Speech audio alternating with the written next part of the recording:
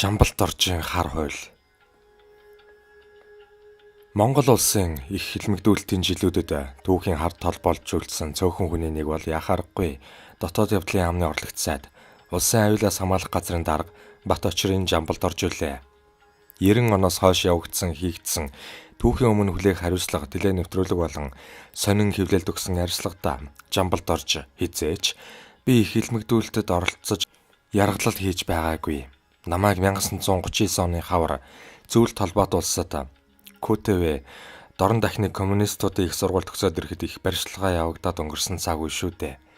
Би дотоодын яамд өндөр албан тушаал хашиж байсан ч ганцхан Монгол Ардын хувьсгалт намын төв орооны тэргүүлэгч гишүүн нарийн бичгийн дарга мянгатын баасан жавыг байцааж байсан. Тэгэхдээ нэг удаа алгадаж ял төлөвлөснөөс өөр хүний хэрэгт холбогдол байхгүй гэж гүрээсээр хорвоог орхисон нэгэн. Яг үнэндээ 1939-с 41 онуудад Жамбалт оржийн гарын үсгтэй ордороор 2447 хүн баривчлагдаж 1591 хүн цааслагдсныг Тагнуулын ерхий газрын архивын дараа гарсан гурандаа тод сонгон хайрхан дүүргийн шүүхэд гаргаж өгсөн тодорхойлолтод бий.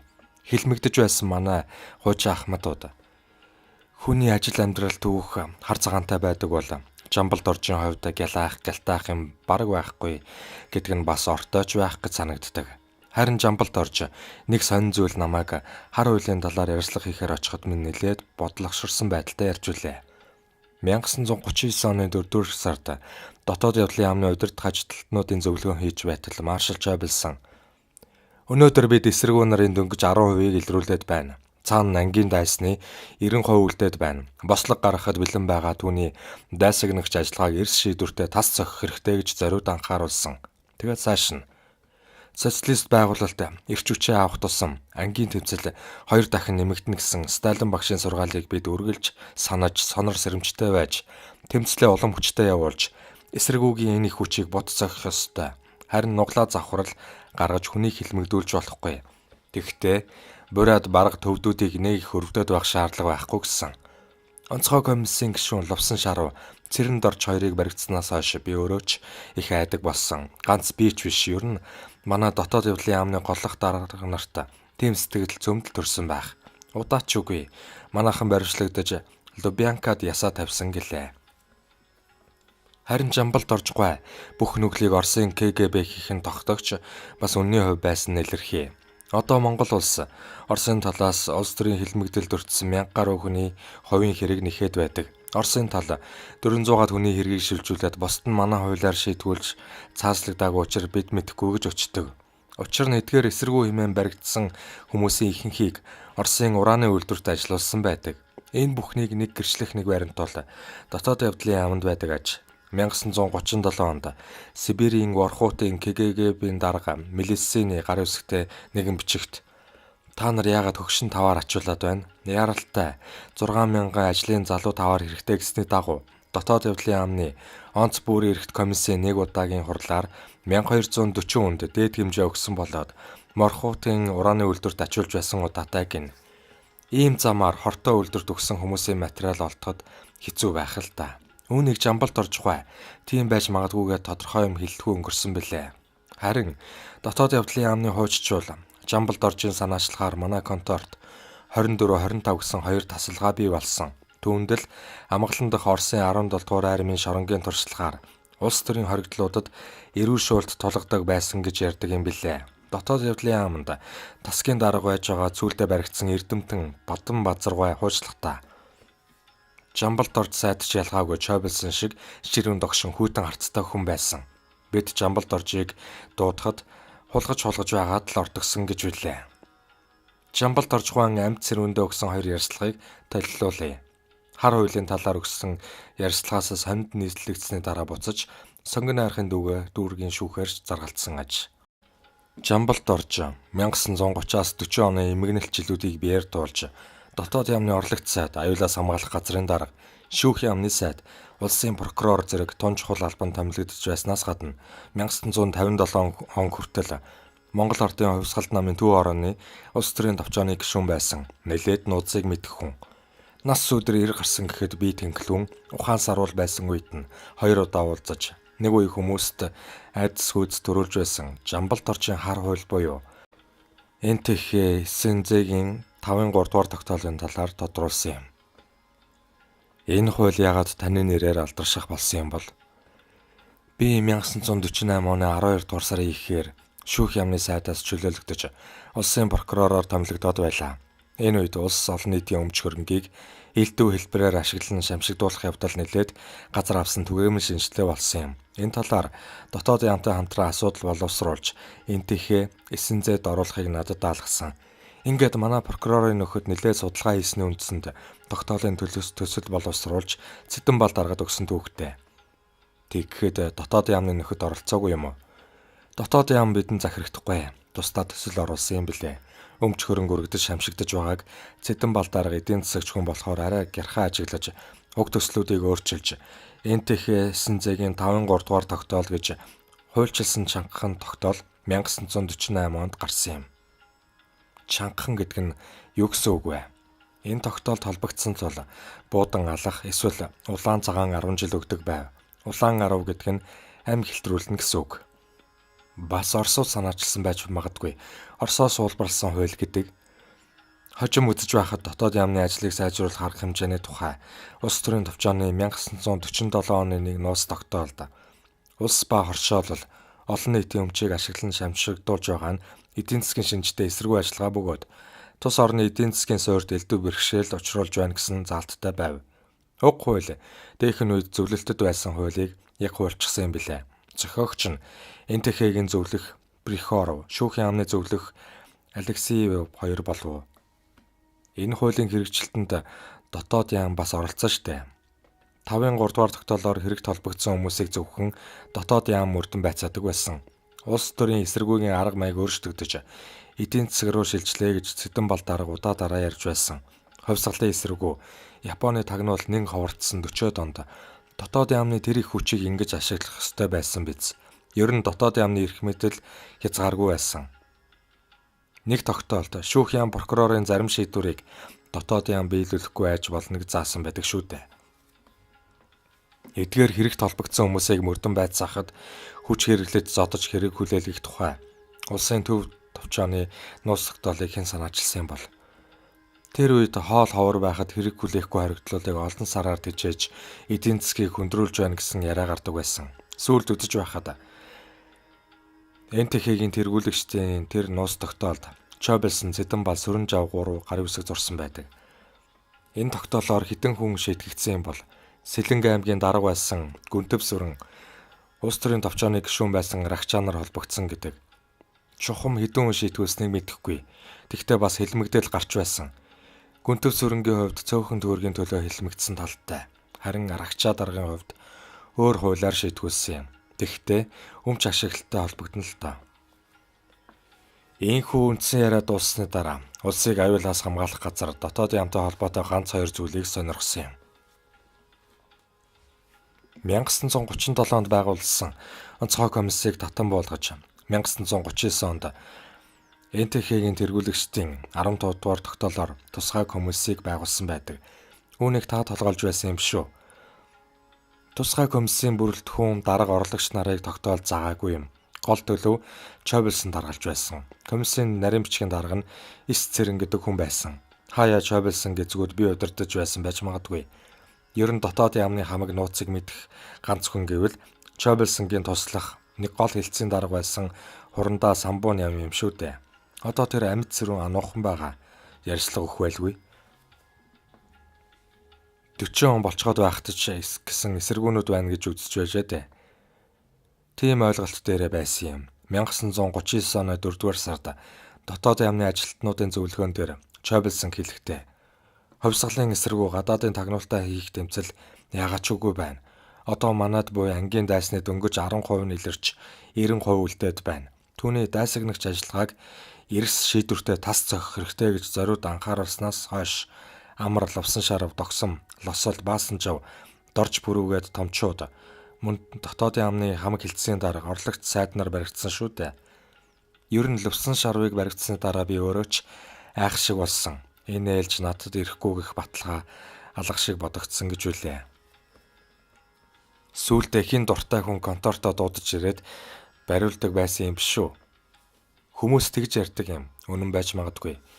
Улс төрийн товчооны орлогч гишүүн, эвлийн төв орооны дарга Магсар, армийн улс төрийн газрын дарга Наваан Лувсан нарыг Цэдэнбал, ерөнхий сайдын орлогч Дорж Бүрвийг Сүрэнжав нар Монгол Ардын хувьсгалт намын нэг бүг турал дээр энэ этгээдүүд эсэргүү Баасан Жавын хань хамсаатан эсрүүгийн үлдэгдэл гэж хурц шүүмжилж байсан. Удаачгүй тэд баригдсан юмдаг. Завхрал гаргаж байсан бурайд халимгийн сургагч нарыг яасан бол тэднийг явхад нь одон шагнаж үдээд Оросын тал болохоор Читад хүлэн авч том цайллага хийж согтоогоод хороодог байсан гэдэг. Тэд амьд гэрчүүд учир удаан байлгаж болохгүй ах л да. Таныг энэ хэлмэгдүүлэлттэй бас холбодог юм билээ. Яг таны санаачлагаар баривчлагдсан хүмүүс хэд бол? Монгол Ардын хувьсгалт намын төв орооны нарийн бичгийн дарга байсан Мянгатын Баасан Жавл би хүмүүс үүнтэй холбож навааг харддаг юм гэснээр бидний яриа өндөрлөв.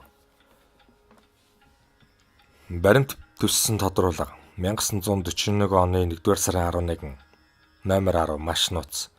Хүндэт удирдагч Чойблсон Цэдэнбал нар танаа 1937 оны байдлаар 767 хүрээг хэд байснаас дотоод явдлын яамнаас эдгээр сүмхийдээс 742-ын зохион байгуулалтыг эвдэж үйл ажиллагааг нь зогсооч 2263 тонны байшин барилгыг сургууль эмнэлэг гар үйлдвэрт шилжүүлсэн. Мөн хураа авсан алт 30900 кг, мөнгө 5916 кг, совд 1.6 кг, Монгол төгрөг 2,333,847, хятад янчаан 5,055, мал 27,792, зүйлт холбоотуулсаж шилжүүлсэн гуйлан зэс бурхан 71,644 кг болно. Илтгэх хуудас бичсэн. Дотоод явдлын яамны орлогч сайд Жамбал Дорж, дотоод явдлын яамны 2-р хэлтсийн дарга 3-р комиссар Очир Бүрв 1941 оны 11-р сарын 11 гэжээ. Жич Жамбал Доржийн ордероор 2446 хүн баригдсан бөгөөд түүний шийдвэрээр 1481 хүн цааслагдсан гэж Улсын аюулаас байдлын хамгаалах газрын архивын дарга Тод асан бидэнд албан бичгээр мэдээлв. 1939 оны 6-р сард бидний 13 хүн зөвлөлтөд дорн дахны хөдөлмөрчдийн коммунист их сургууль төгсөж ирэхэд дайн байлдаан эхэлчихсэн. Улаанбаатар гэрэлчгүй байлаа. Хамт сургууль төгссөн нөхөд маань цөм томилолт авч намайг ганцаараа үлдээгээд наадмын комиссийн нарийн бичгийн дарга төр хийж байглаа. Хит оноод байтал Чойблсон дуудуулсныг мэдэв. Өрөөнд нь ортол Чойблсонгоос гадна 2 орос хүн сууж байна.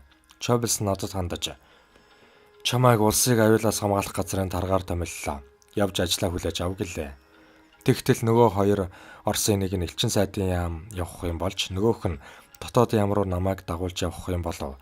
Энэ 2 хүний элчин өөд явсан нь дотоод яамны жинхэнэ зөвлөх Малко. Надтай цуг явсан нь улсыг аюулаас хамгаалах газрын сургагч Скоков гэгч байжээ. Скоков дотоод яам дээр намайг дагуулж ирээд миний ажлын өрөөг таслахыг зааж өгөв. Ингэж ажил хүлээж авлаа. Намайг төгсөж ирэхээс өмнөхөн 1939 оны 4-р сард дотоод яамны ажлын талаар номын төв орооны тэргүүлэгчдийн тогтоол гараад байсан юм. Уг тогтоолд дотоод яамны ажил алдаа завхрал байгааг зааж Чойблсонд анхааруулж сануулсан юм билээ. Номын төв орооны нарийн бичгийн дарга Лувсан Шарав намайг сургууль төгсөж ирээд ажилд томилогдоогүй байхад дуудаж энэ тогтоолтой танилцуулж байсан юм. Би тэгэхэд төв орооны гишүүн байсан болохоор ингэх нь зүй ёсны хэрэг байлаа. Би бүр 1934 онд Өмнөгов аймгийн Намын хорооны дарга байхдаа намын 9-р их хурлаас намын төв хорооны гишүүрнээр сонгогдсон юм. Дотоод яамны ажлын талаар намын төв хорооны тэргүүлэгчдийн тогтоол гарсны дараа онцгой комисс татан буугдсан юм. Намайг ирэхэд тусгай комисс байгуулагдаад байсан үе. Онцгой комиссийн тухайд ярих юм бол энэ комисс 1937 оны 10-р сараас 1938 оны сүүлч хүртэл 50 удаа хуралдаж 25,000 гаруй хүний хувь зайг шийдснээс 20,400 гаруйд нь хуулийн дээд хэмжээ өгчээ. Нэг удаагийн хурлаар 1200 хүнийг оруулсан ч байдаг. Онцгой комиссийн бүрэлдэхүүнд Чойблсон, Лувсан Шарав, Цэрэн Дорж нар орж байснаас олон хурал дээр Чойблсонгийн орлогч Лосол насан тогтох суусан байдаг. Онцгой комисс татан буусны дараа ихэнх хэрэг шүүхээр цөөхөн хэрэг нь тусгай комиссоор шийдэгдэх болсон. Тэгтэл нэг том асуудал гарсан юм. Хэвлэлд энэ явдлыг 7 дугаар сарын 10-нд болсноор бичсэн буруу. 7 дугаар сарын 8-ны хагасаа өдөр байсан. Тэр өдөр төв орооны бүгд хуралд харсан юм. Тэгсэн яамны зөвлөх Малко, газрын сургагч Скоков нар бид хоёр баян голд очиж амраад ирье гэж надад хэллээ. Тэднийг 8-ны өдөр ажилд харсны дараа явхад дээрх асуудал яригдаагүй. Юу ч мэдэгдээгүй л байсан хэрэг. Тэгтэл маргааш нь буюу 7 дугаар сарын 9-ний бүтэн сайн өдөр Чобилсон өрөөндөө догсом лувсан шарав хоёрыг дуудаж барьсан юм. Тэрчлэн олон сайд дарга нар баригдсан. Дотоодын яамны орлогч сайд хас очир, хилцээний дарга баясгалан гээд нилээд олон хүн баригдсан. Зарим нь тэр өдөр олдоогүй. 1-2 өдрийн дараа баригдсан ч бий. Заримыг нь надаар дуудулсан. Энэ өдөр Чобилсон өрөөндөө байнга байсан. Энэ явдалд зөвлөлтийн 17 дугаар армийн тусгай хэлтс оролцсон байх. Дарга нь хурандаа Панин гэж байсан. Манай сургагч зөвлөх нар дээгүүр дандаа л орж гарч байгаа харагддаг. 9-ний орой засгийн газрын жижүүр манай яамны жижүүр рүү уцтаж олон жолооч хүлээгээд байна яах вэ гэж асуулгахаар нь харь гэж хариулж байсан юм. 10-ны өглөө сургагч зөвлөх хоёрыг ирсэн дорн болсон явдлыг хэлтэл юу яасан бидний хойноос хүн явуулахгүй яав гэж ихэд гайхаж байлаа. Тэгтэл 2 хоногийн дараа билүү ер нь удаагүй Скоков надад лувсан шаруу хэрэгэ хүлээжээ. Чобилсон элчин сайд Иванов дотоодын яамны зөвлөх Малко 3-ыг алаад 7 дугаар сарын 11-нд төрийн эргэлт хийх гэж байжээ. Лувсан доноод орнотод баригдаад энэ хэрэг илэрчээ гэж хэлв. Лувсан доноог ямар шугамаар баригдсныг мэдэхгүй. Надад барих асуудлын талаар ер мэдэгдсэн юм байхгүй. Энэ тухай бүр хожим 1962 онд яригдахад намайг лувсан доноог барьсан хүн нуулаа. Дотоодын яам барьсан. Барьсан хүн нь цолоор шагнуулж байсан гэж буруутгаж байсан юм. Саяын ярьдаг хэрэг явдлаас хойш ч гэсэн баасан жав сэнгт орж гээд баригдсан хүмүүс бий. Гэхдээ ийм гарч байсан ч гэсэн хуучин байдалтай эргэж ороогүй юм. Би бол 2 он дамжиж ажилласан хүн. 1939 онд хагас, 1941 онд хагас. Миний бүтэн ажилласан он бол 1940 он юм. 1940 онд дээд шүүхээр 120 хүн орсон. Дотоодын яамнаас шилжүүлсэн. Тэрнээс бусад хэрэг бол хамсаатан шүү дээ. 120 хүний 20 хүн нь дээд хэмжээ авсан. Тусгай комиссар 42 хүн орсноос 24 хүн нь хорих ял авч 18 цагаатсан. Ингээд 42 болж байна. Онцгой комиссар шийтгүүлсэн хүмүүсээс 808 хүний хэргийг дахин хянаж 798 хүнийг цагаатгаж 10 хүний яллыг хассан юм. 1940 оны гол дүн бол энэ. Энэ бол 1939 оны 4-р сарын тогтоолыг тодорхой хэмжээгээр хэрэгжүүлж байсныг харуулж байна. Энэ талаар тодорхой жишээ хэлбэл 1940 оны ихээр Хөвсгөл аймагт томоохон бүлэг хэрэг гарав. Эсэргүү нарын хэрэгт нэр илэрсэн юм биш. Малко Скоков битгэд очиод үзэл шалгаад бүгдийг цагаатгаж судлаж байлаа. Өөр бас намын төв орооны 1-р нарийн бичгийн дарга хүртэл явсан Дамбыг Баасанчов итгээд нүрэлдүүлэх болсон. Чобилсон өөрөө сууж бие байлцав. Тэгээд цагаатгаж байсан. Нүрэлдүүлэхээс өмнө энэ асуудал яригдсан хэрэгэлтэй. Баасанчовынхаас өөр хүний мэдүүлэг байхгүй. Дамп шинэ хүн байдаг яах вэ гэж ерөнхий зөвлөгтөө ярилцаад нүрэлдүүлсэн тэр. Энийг том асуудал болгож ярьдаг ч үгүй л байсан. Энэ тухай 1988 оны 12 дугаар сард би очиж хэлсэн. Тэгсэн тийм гинлээ. Дамгуй өөрөө төв ороонд ярьсан юм бэ нэлээ гэсэн. Цагаатгсан бүхнийг би хийчихсэн ажил гэж хэлэхгүй. Би оролцож явсан. Аюулаас хамгаалах газрын дараагаар 2 жил хэртээ ажиллаж байтал 1941 оны 2 дугаар сарын 28-нд намайг дотоодын яамны орлогч сайдаар томилсон юм. Орлогч сайдаар 4 сар 19 хоног ажиллаад 1941 оны 7 дугаар сарын 19-нд өөр ажилд шилжсэн. Тэгэхэд намайг лувсан шарвтай хартсан юм биш байгаа гэж бодож л байсан. Учир нь бүр эрт 1934-өөс 36 онд намайг аймгийн намын орооны дарга байхад лувсан шарв элдв учир 2 төв орооны нарийн бичгийн дарга байсан юм. Тэр хоёрын гарын үсгтээ сайшаалan үнэмлэх хүртэл бий. Тэрчлэн намайг ирэхэд лувсан шарв аюулаас хамгаалах газрын даргаар тавих санал оруулсан ч байж болох юм. Энэ мэтээс хартсан байх. Тэгсэн харин 1956 онд Зөвлөлт холбоот улсын 20 дугаар их хурал оролцсон дараа бүгд хурал дээр цэдэн бал Жамбалд орж лувсан шарын хэрэгт нэр гарсан юм аа. Гэсэн ч ганц хүний мэдүүлгээр яах вэ гэж маршал хэлж байсан гэж ярьсан. Тэрний дараа би түүх ороонд ч үтсэн. Энэ бол худлаа гэж. Лувсан шарын мэдүүлгээр нэр гарсан бол дорой баригдаад бодуулчих байсан. Багаар утгад ажлаас авагдах байсан. Аюулаас хамгаалах газрын дарга энэ явдалд холбогдож нэр гарсан бол яавч зүгээр өнгөрөхгүй л ав. Энэ тухай би та нарт ярих гэж удаад утссан юм. Завхарлын тухай 62 онд ярихад минь их өөрөөр ярьлаа шүү дээ. Тэгэхэд сургагч мэрэгчлэтнүүдийн талаар ярихгүй байсан. Миний төв ороонд бичсэн тодорхойлтож битүү хэлсэн юм би. Тэр үеийн сургагч нарын ажиллага арга барил одоогийнхоос өөр байсан гэж бичсэн. Ингэж бичгээс ч өөр аргагүй байлаа. 37-40 оны үед дотоодын яамны хилцс бүхэн сургагчтай, санхүү захиргаа, аж ахуй хүртэл сургагчтай байсан юм. Үлзий Батыг дотоодын яамны орлогч сайд болоход нь дэмэд сургагч нарт л битгий их командлуулаарай гэж хүртэл загч байсан гэдэг. Түүний яриа сулраад явчих уу. Гол юм ярьж гүйцлээ гэж үтсэн бололтой. Ярианаас нь биднийг дуудаж уулздаг учрыг ч мэдэж болохоор байв. Тэр 1937 оны хэлмэгдлийг 1940 онтой харьцуулсан нэг талаар асуудалд бодтой хандахыг оролцсон мэт. Гэвч түүний ярьдгаар 1939-40 онд хүмүүсийг 1937-38 оных шиг олон мянгаар нь хэлмэгдүүлээгүй ч гэсэн чухам энэ үед л нам төрийн гол удирдагчдыг баривчилсан. Зөвхөн 1939 онд ерөнхий сайд Амар, намын төв орооны нарийн бичгийн дарга Ловсон Шарав, улсын баг хурлын тэргүүлэгчдийн дарга Тогсон, түүний орлогч Лосолноор баригдсан юм. Ерөнхий сайд Амар хүмүүсийг хэлмэгдүүлж байгаа асуудлыг улсын баг хурлаар авч хэлэлцүүлэх бодолтой байгаад бүтлгүүдэн баригдсны дараа дотоодын яамны ажлын талаар намын төв орооны тогтоол гарсан нь байдлыг бүр ч эзэгтэй болгосон бололтой. Хувьсгалын бүр их үеэс хамт ажилласан өөрийг нь сайн мэдэх нэр хүндтэй хүмүүс Чойбелсонд тааламжгүй байсан байж болох юм. Үүнтэй 1939 оны 7 дугаар сарын 9-ний хэрэг явдал холбоотой байж магадгүй. Энэ хэрэг явдлын дараа намын төв орооны тэргүүлэгч гишүүдийн бүрэлдэхүүнд ихээхэн өөрчлөлт гарч эрс залуучсан байна. Намын төв орооны ерөнхий нарийн бичгийн даргаар сонгогдсон Сэдэнбал дөнгөж 24 настай. 2 дугаар нарийн бичгийн даргаар сонгогдсон Сүрэнжав 26 байлаа. Тэдэнд намын ажлын мэдлэг туршлага дутагдж байснаас гадна улс төрийн байр суурь гүйцэд төлөвшөөгүй байсан ч байж болох юм. Энэ бүгдээс үндэслээд бидэнд хэд хэдэн асуух юм гарлаа. Учир нь түүнийг улсыг аюулаас хамгаалах газрын дарга болоход ерөнхий сайд Амар зэрэг томоохон тушаалын хүмүүс дотоодын яамны шоронд хоригдож байсан билээ. Амаргуй баригдахынхаа өмнө 18 жил хамт ажилласан ах дүү та нараас хагцсан салах боллоо гэж хэлснээсээ хойш сураг тасарсан билээ. Түүний шоронд байсан үеийн тухай зөвлөлтөд авч явсан тухайн асуулаа.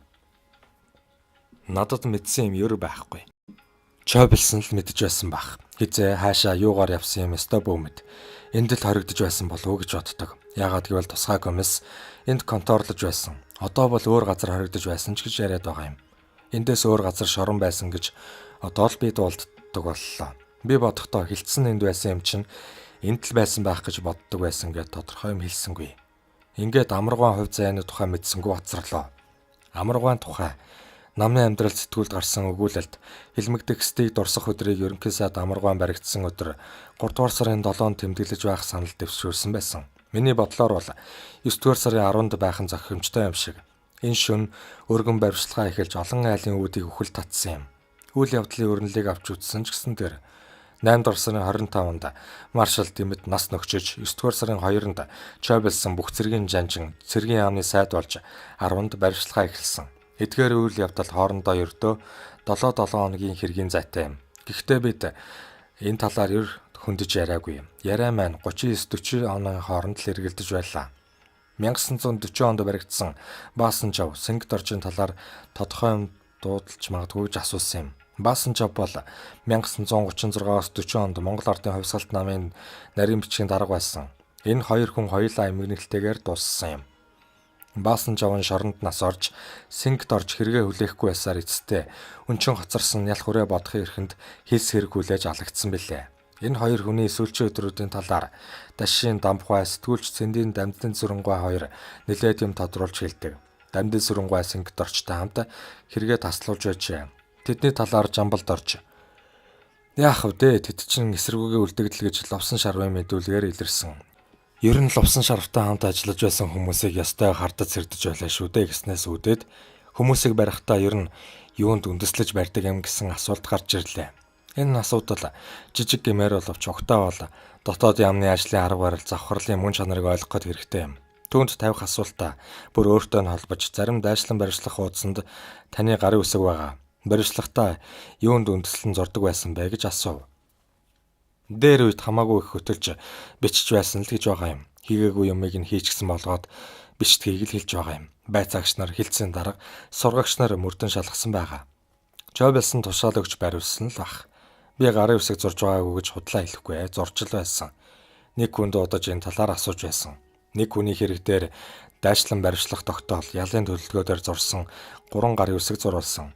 Гуруулан дээр жамбалт орж гэж байсан. Тэгэд надаас энэ таны гарын үсэг мөн үү гэж асуусан. Дээр нь аюулаас хамгаалах газрын дарга гэд бичсэн байгаа шүү дээ. Би шууд хэлсэн. Та юу хэлж байна? Намайг гаргахаа үсгийг хүртэл зөвшөөрөхгүй итгэж гэж бодож байна уу? Үгүй бол тэр үеийн хүмүүс зүгээр л сайд дарга нарынхаа гарын үсгийг зураад дураараа дургиж байсан гэж бодож байна уу? Мөн байлгүй яах юм. Харин өөр юм дээр гарын үсэг байгаа бол мөн үү биш үү гэд асуул өөр хэрэг. Тэр хүнд үзүүлэх ёстой. Ийм юмн дээр үзүүлж байхын хэрэг юу байна? Би тэгж хүнээ байчихсан хүн биш шүү дээ. Зурхгүй яах юм? Харин би зурхгүй гэж ямар нэгэн аргаар чи зурчхаараа гэд явж байсан бол муухай хэрэг. Буруу юм хийж байгаа сүулдэ хариуцлага хүлээхээс бултаж болцсон хэрэг болно шүү дээ.